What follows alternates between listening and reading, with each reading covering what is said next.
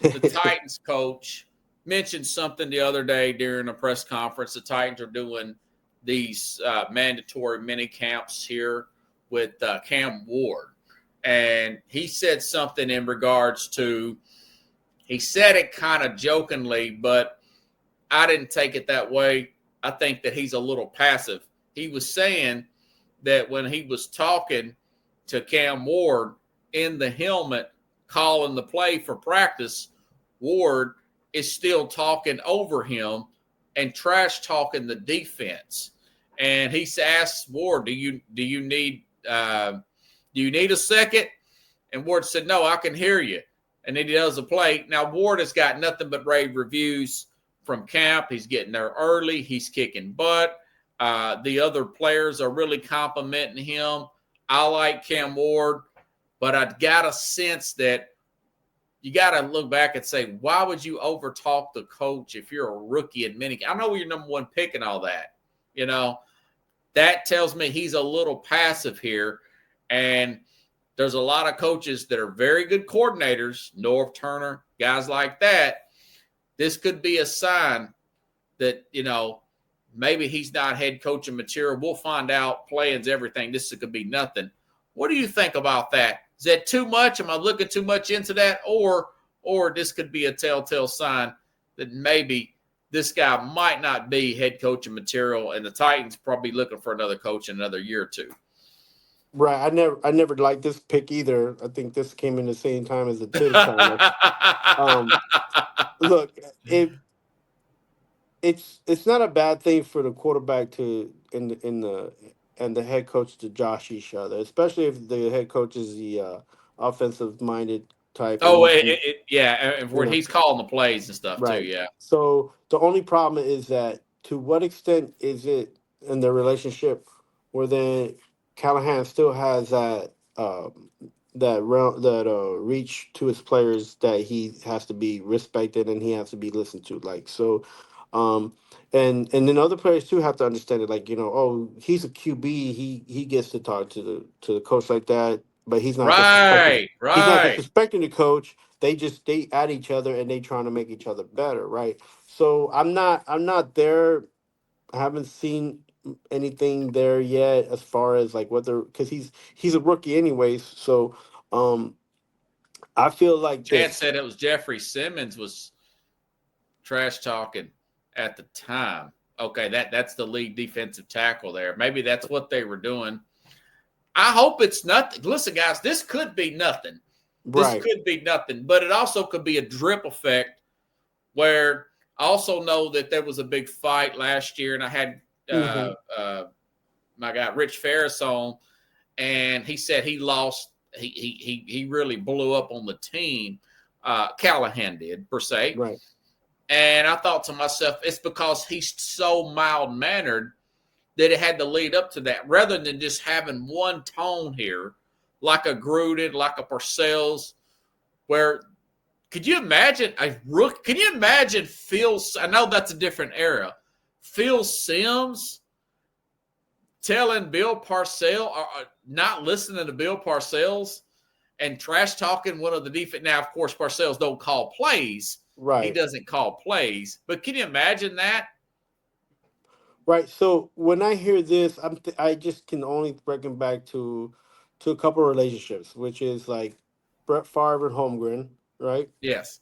And even Brett Favre with Mirarucci before, when Holmgren was like, Yeah, man, you got a good memory. Yeah. yeah, like, I'm not dealing with this guy, Mirarucci. You go ahead and just take over the calls, and I can't stand Brett Favre right now. Anyways, so Andy Reid, and who used to be his offensive coordinator. and Andy Reid, yeah. So those guys they all used to mess around and talk smack to each other, but there was a level of respect there, and they knew that, you know they knew who the coach was at the end. So I feel like you got to get your coordinator in there and make sure that he's the one that's Joshua with the quarterback and not the head coach, because the head coach has to. Right. Now, You, he you is calling plays, so it I would be know him. that's, and to me, I dislike that anyways. And look, we That's a come from, controversial thing to do for have the head yeah, coach call plays. Yeah, even yeah, even for Andy Reid sometimes, but Reid still does it. I want to say. oh yeah, yeah, he can always over talk over in a situation. Listen, we come from the school and the perspective of like a Bill Belichick, and he has other guys that call Yes. plays and do things, and then he at the end he'll put the hammer down on what he needs at the end, and that doesn't happen much lately. I don't see that happening much lately in a lot of teams.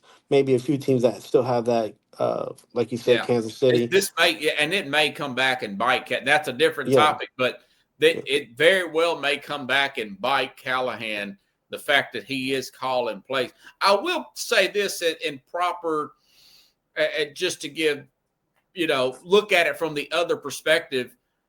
We saw this on film when Travis Kelce body bumped Andy Reid. He was a little too emotional in the game and whatnot. You could say, well, the respect was established. I think Travis knows that he got a little too excited and overstepped his boundaries. So it can still be successful if that relationship's like that. And, of course, Brian Callahan said, if I think it was a problem, I would have said something to Cam Ward. I just think what would give Cam Ward the idea, because he's so passive, to give him the idea to even think, okay, let me cut this off for Simmons for a second. Let me get the call into the from the head coach there. Then I'll let the team know. Then I'll take a jab at Jeff Simmons. Now I do know that in a game, you would have Brett Favre would go back and forth with Warren Sapp. right. But hopefully this is nothing. But I think everything is something. His dad is coaching on the team. Bill Callahan's around our dad's age. I think, and he's about our age. He's younger than us. Me and you are older than him. He's like 40, I think, 41 years old.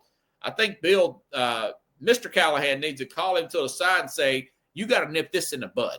This is right now is the time to nip it in the bud. For example, I don't know if you heard about this. Ben Johnson, I heard this on Fox Sports the other day. Ryan Williams. What's his name? Caleb Williams. I kept Ryan Williams. I don't know why I keep calling that guy Ryan Williams. The quarterback for the Bears, he didn't know the play. He forgot the play. And Ben Johnson's like, no, you got to know the play. I should tell you, I already told you to play. So they had to delay a game, and Johnson saying, well, this is where we got to iron this stuff out. He coaches a little harder than a Brian Callahan, per se. So that's a little bit of opposite side of things. You said you did not like this hire. Do you think this is not going to work out at this point? Now, it's only year 2 for Callahan. What's your thoughts on Callahan evaluation, year 2 mini count?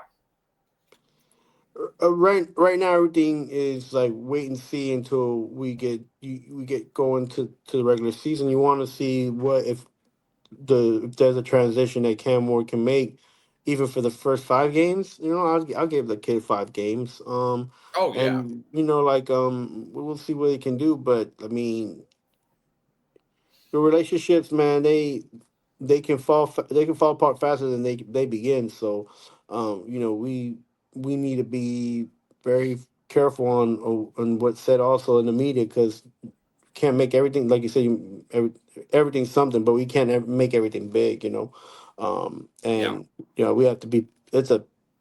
Now that they're starting over again with a new quarterback, it's a wait and see thing, and there has to be some kind of patience in there as well. And look, if he's out there,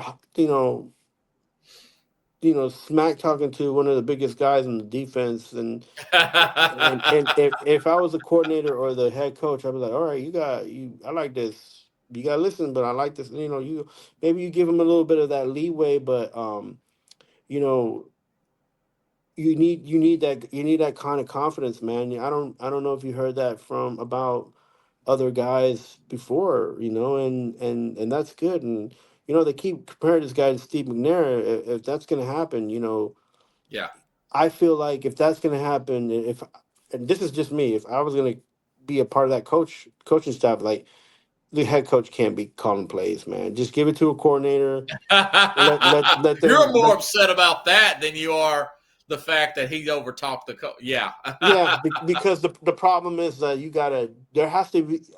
And you may got to got a good point there. He probably shouldn't be calling the plays.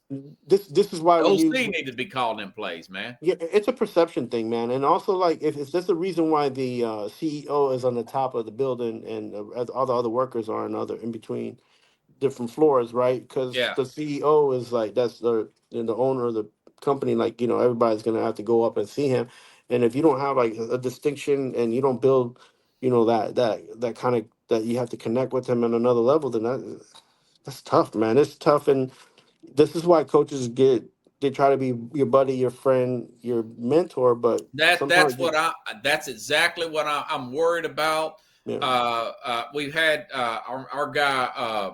Oh, geez, what's his name? Coach here. Now Who? mine's went blank. Our guy from Austin P. Kevin Carroll. Coach Carroll says his biggest criticism of Cam Ward is he does too much stuff off script. Well, that's got to be coached out of him to stick with the play. That was a big knock on Caleb. Speaking of Caleb Williams, that was a knock on him, trying to do too much off script. Right. So this guy being a passive head coach here, getting a very talented, very hardworking player, but he is a player that does a lot of stuff off script in Cam Ward. This could be a recipe for a disaster. It's a legit criticism. Listen, folks, I'm not a cheerleader. I praise the Titans. Some people said I praise them too much. I have praised the Titans. I praise them for what they've done. But I'm just saying, when you've got a guy that's had a lot of bad habits, and then you got a passive coach like there, what is that? I mean, that don't look good at all, man. Right. But winning cures all. I mean, everything's everything. I mean, you start winning